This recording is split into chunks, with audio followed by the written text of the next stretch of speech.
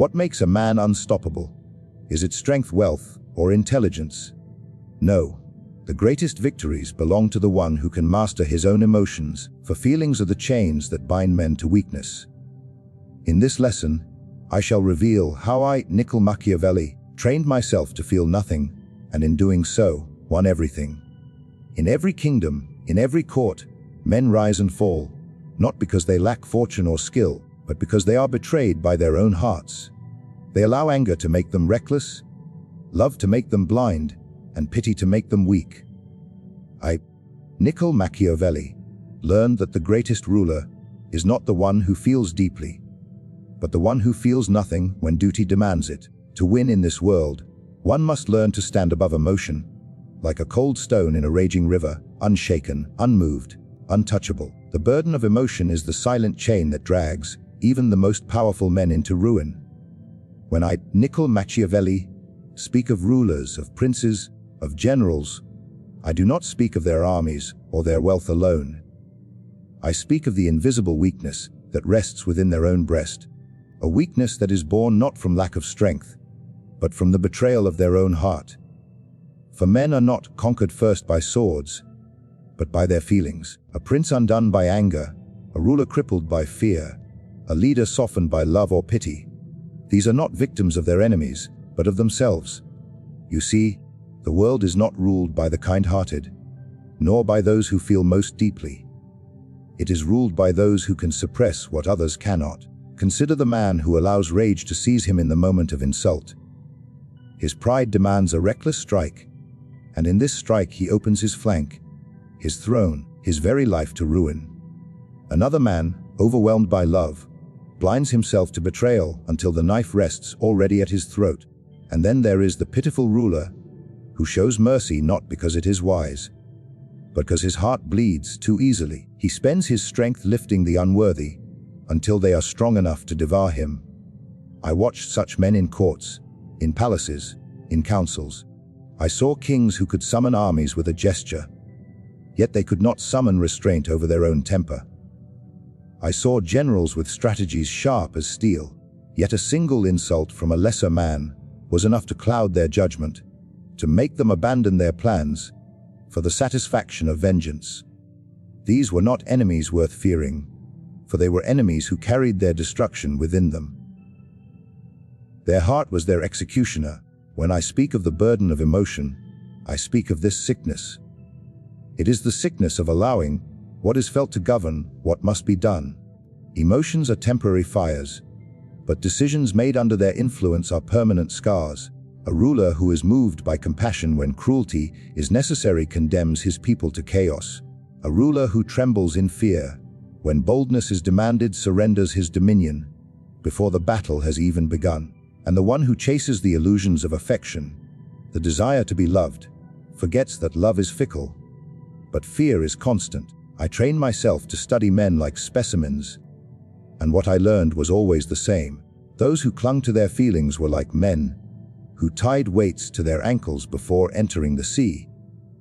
They drowned quickly, not because they could not swim, but because they carried with them the stones of sentiment. I knew then that if I wished to rise above them, I must strip myself of these weights. I must feel as other men do, but act as if I did not. When anger came upon me, I did not resist it with gentleness. I examined it like a physician examines a wound. I asked myself, what would anger give me that cold reason could not? And always the answer was nothing. Anger blinds while clarity sees. Love distracts while discipline builds. Pity exhausts while cruelty preserves. Each emotion promised a sweetness, but beneath the sweetness lay poison. The ruler who drank from the cup of his own feelings was already defeated. What, then, is a man without emotion? Do not mistake me. He is not a stone that feels nothing at all. He is a man who feels the stirrings of the heart, but refuses to let them write his commands. To lead men, you must show them sometimes the face of kindness, sometimes the hand of iron. But you must never let kindness come from softness or cruelty from wrath. Both must come from calculation, from the cold recognition of necessity. The heart whispers, but it must never dictate. In councils I would watch men debate with passion, their voices raised, their hands clenched, each certain his anger proved his conviction. Yet conviction born of fire is weak, for fire burns out quickly. When the flame is gone, they are left empty, ashamed, uncertain.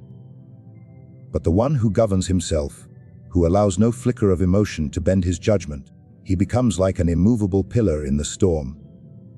His enemies cannot find his weakness, because his weakness does not exist within the realm of feeling. His allies trust him, because they see he is never swayed by moods or impulses. His word carries the weight of steel, not because he shouts it with emotion, but because it is delivered without trembling. And so I tell you, the burden of emotion is the greatest obstacle to power. It is the invisible rope by which men are led to their own undoing. If you would rise above, if you would command not just armies but destiny itself, you must free yourself from that rope. To feel is human, but to allow feeling to rule is slavery. And those who would be princes, those who would be rulers, cannot afford to live as slaves to their own hearts. The art of detachment is the weapon by which a man transforms himself from a creature of impulse into a master of power. Men believe they are free because they can speak, because they can act, because they can strike when provoked. Yet most men are slaves, not to chains or to rulers, but to the invisible hand of their emotions. They are driven forward by anger, halted by fear, swayed by pity, deceived by love. They walk as if they are free, yet every step is chosen for them by the heart that whispers louder than their reason. To detach is to silence this voice, to cut the strings and take hold of one's own fate. Niccolò Machiavelli did not come to this knowledge through comfort, but through necessity, in courts filled with deceit, in palaces where every smile concealed ambition, in chambers where one careless reaction could cost a man his life. I learned that feeling was the surest path to ruin. The prince who loves his subjects too much is overthrown by their ingratitude. The ruler who despises insult too deeply wastes his strength on vengeance that serves no purpose. The minister who trembles at the thought of disfavor bends his knee too easily, and in bending, he breaks. What is common among them all is that they are guided by what they feel, not by what must be done. To detach, therefore, is to practice the discipline of separation. The heart experiences, but the mind decides. Imagine yourself confronted by insult before a court. A lesser man burns, his blood quickens, his pride demands that he strike back, that he shout, that he prove himself before the crowd. Yet his outburst brands him a fool, for his enemy does not need to lift a sword when he can provoke destruction with words. Detachment demands another path. The insult is heard, but it is treated as air, passing, weightless, powerless. Instead of answering with fire, the detached man answers with silence or with calculation. He chooses the moment, he chooses the manner, and when he acts, it is not because he was provoked, but because advantage presented itself. This is the art of detachment, to act from necessity, not from feeling. I trained myself in this art not with soft exercises, but with harsh trials of the mind. I imagined betrayal by my closest allies and asked, what advantage is there in despair? None. I imagined loss of fortune, loss of station, loss of honor, and asked what advantage is there in grief? None. Each imagined wound became a test, and in each test I stripped the emotion of its power, until only reason remained. Where others were governed by instinct, I became governed by will. And this is the difference between those who rule and those who are ruled. The ruled cannot separate themselves from their impulses. The rulers bend impulses to their service. Detachment does not mean absence of humanity. It is not the coldness of a corpse, but the discipline of a master. A ruler may show mercy, but he does not show mercy because his heart aches. He shows mercy because it buys loyalty, because it strengthens his position, because it serves a purpose. A ruler may punish with cruelty, but not because his rage overflows. He punishes because fear is more enduring than love, and fear secures obedience when love falters. Detachment allows a man to play every card, mercy, cruelty, silence, speech, without being enslaved by any of them. He uses each as tools, not as reflexes. Consider how men are manipulated by those who know their weaknesses. A flatterer praises a prince who thirsts for admiration, and the prince believes the words not because they are true, but because they satisfy his craving. An enemy taunts a commander who cannot endure insult, and the commander rushes into battle before his soldiers are ready. A petitioner cries before a ruler who cannot endure the sight of sorrow, and the ruler grants favors that weaken the state. These men believe they are acting, but in truth, they are reacting, slaves to the strings others pull. The detached man, however, sees these tricks for what they are. He recognizes the attempt to provoke, to deceive, to sway, and he remains unmoved. By refusing to be controlled, he becomes the one who controls. This is why detachment is more powerful than armies. For an army without discipline collapses. But a single man with mastery over himself commands loyalty, fear, and respect. The detached man cannot be bribed with flattery, cannot be shaken with insult, cannot be softened with tears. His enemies exhaust themselves trying to reach him, but he stands as though made of iron, bending only when it suits his purpose. His allies follow him not because he promises affection, but because they know he is constant. He is stable. He is beyond the storms of feeling that sweep away lesser men. The art of detachment, then, is not to feel nothing but to feel and remain master over it, to use every passion as a servant, never as a master, to separate what is experienced within from what is required without. And in this separation lies the secret of command, for the man who governs himself with detachment will one day govern all others. Cruelty and mercy are two blades that every ruler must learn to wield, but the mistake of most men is that they allow the heart to choose when these blades are drawn. They show kindness because they feel pity, they strike because they feel anger, and in doing so they betray themselves. I, Niccolò Machiavelli, observed this weakness time and again in courts and in battlefields. Leaders who acted from emotion believed they were strong, but their strength was as fragile as glass. One insult shattered their restraint, one tear dissolved their resolve, and soon they were no longer rulers of men, but prisoners of their own impulses. To master cruelty and mercy, one must learn to silence the heart and act only when reason commands it.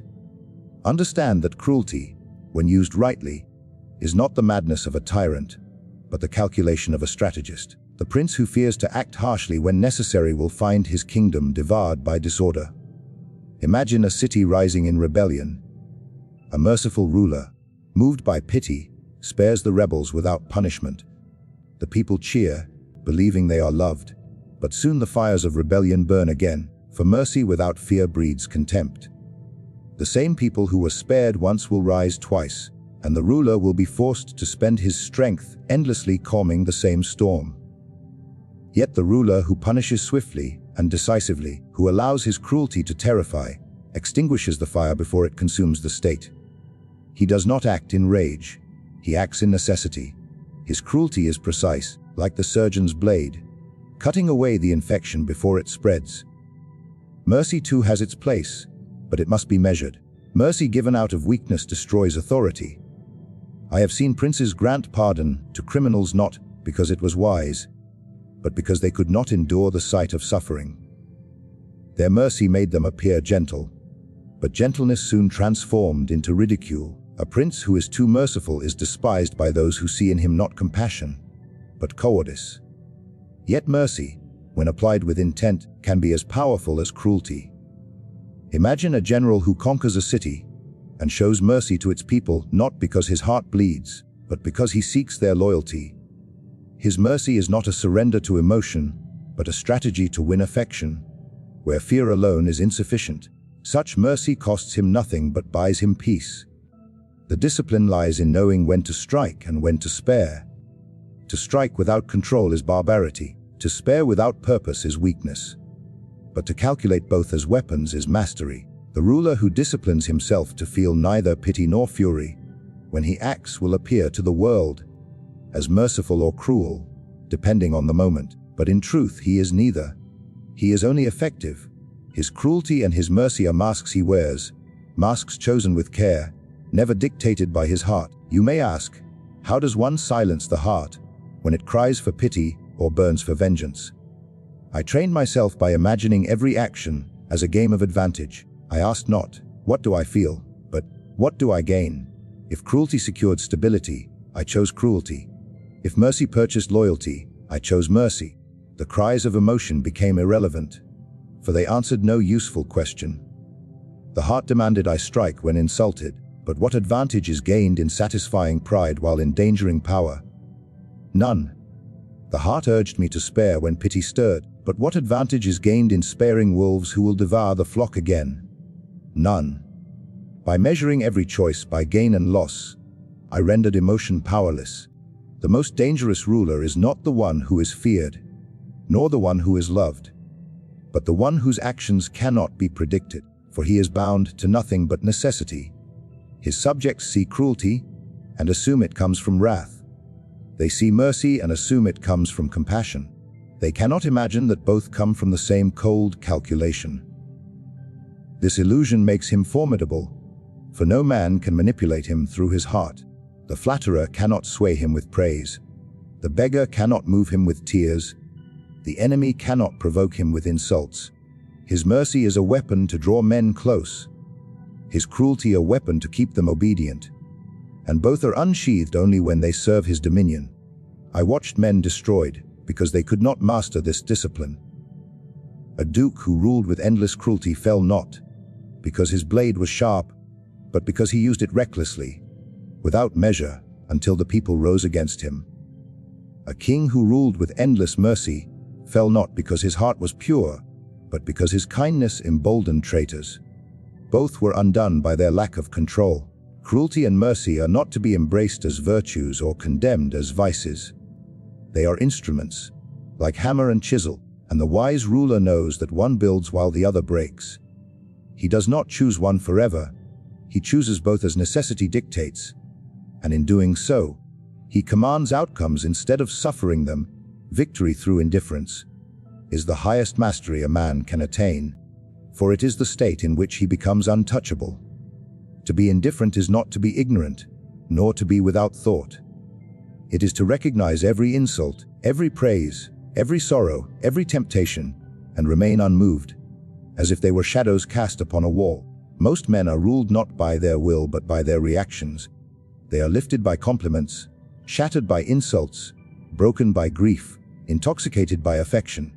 They live as reeds bending in the wind, proud when the breeze is soft, humbled when the storm is strong. But the man who cultivates indifference becomes as the stone fortress. The wind howls, the storm strikes, yet he does not bend. He stands, and by standing, he wins. Consider how much of power is lost through the hunger for validation.